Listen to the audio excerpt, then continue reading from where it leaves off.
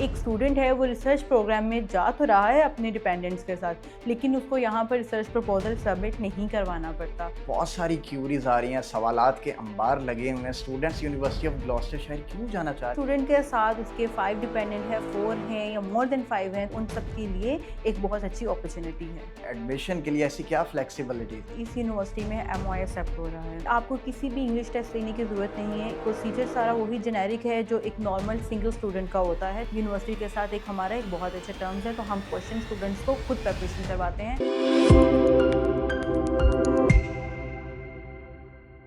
अस्सलाम वालेकुम व्यूवर्स, आप देख रहे हैं रीबर्थ एजुकेशन कंसल्टेंट। मुझे कहते हैं Samama Kamran. Welcome to the new episode. आज हम बात करेंगे यूनिवर्सिटी ऑफ ग्लॉस्टरशायर यूके के बारे में। बहुत सारे स्टूडेंट्स की क्यूरीज आ रही हैं कि हमें यूके जाना है, यूनिवर्सिटी ऑफ ग्लॉस्टरशायर के बारे में बता दें। आज के इस डिटेल पॉडकास्ट में हम लोग यूनिवर्सिटी ऑफ ग्लॉस्टरशायर के बारे में बात करेंगे और पूरी इन्फॉर्मेशन मिलेगी। तो हमें इन्फॉर्मेशन देगी miss Ayesha Parvez. Welcome to the show miss. अस्सलाम वालेकुम, कैसी हैं आप? थैंक यू सो मच मामा फॉर इनवाइटिंग मी। और आज की जो यूनिवर्सिटी आपने चूज़ की है फॉर द डिटेल डिस्कशन, उसकी क्यूरीज मेरे पास भी बहुत ज़्यादा हैं, तो इसमें आज हम फॉर श्योर डिस्कशन करेंगे। जी मिस, मेरा पहला सादा सा सवाल ये, बहुत सारी क्यूरीज आ रही हैं, सवालात के अंबार लगे हुए हैं। स्टूडेंट्स यूनिवर्सिटी ऑफ ग्लॉस्टरशायर क्यों जाना चाह रहे हैं? आखिर इसमें ऐसी क्या खास बात है?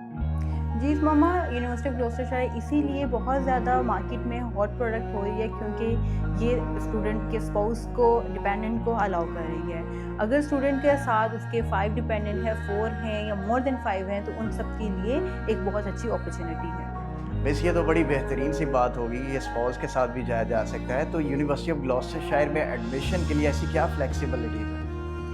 जी, अगर हम इसकी फ्लेक्सिबिलिटी की बात करते हैं तो सबसे पहले ये है कि इस यूनिवर्सिटी में MOI एक्सेप्ट हो रहा है। MOI आपको किसी भी इंग्लिश टेस्ट देने की ज़रूरत नहीं है if you have 60% marks in your intermediate. और उसके अलावा यहाँ पर डॉक्यूमेंटेशन जो है, प्रोसीजर सारा वही जेनेरिक है जो एक नॉर्मल सिंगल स्टूडेंट का होता है दूसरी यूनिवर्सिटीज़ में। तो इसमें सबसे ज़्यादा फ्लेक्सिबिलिटीज़ यहाँ पर आ जाती हैं आपकी इंग्लिश टेस्ट के बारे में।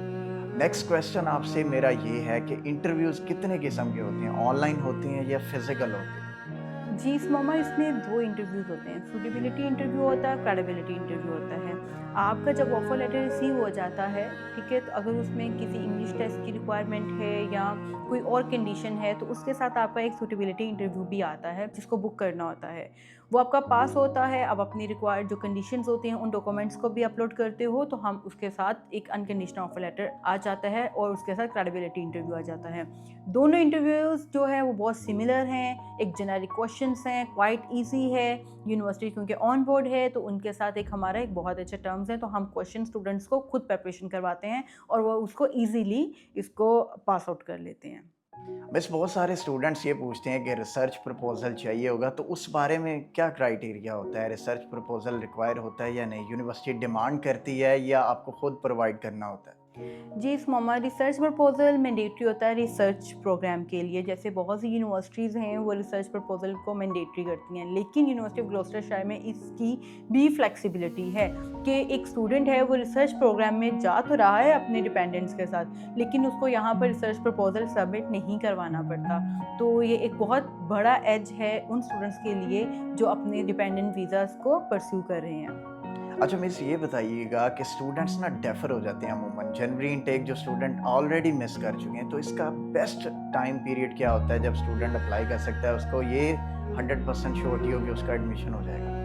जी, ये बहुत अच्छा क्वेश्चन है क्योंकि बहुत से स्टूडेंट्स हैं जो सितंबर इनटेक के अभी तक लटके हुए हैं। क्यों?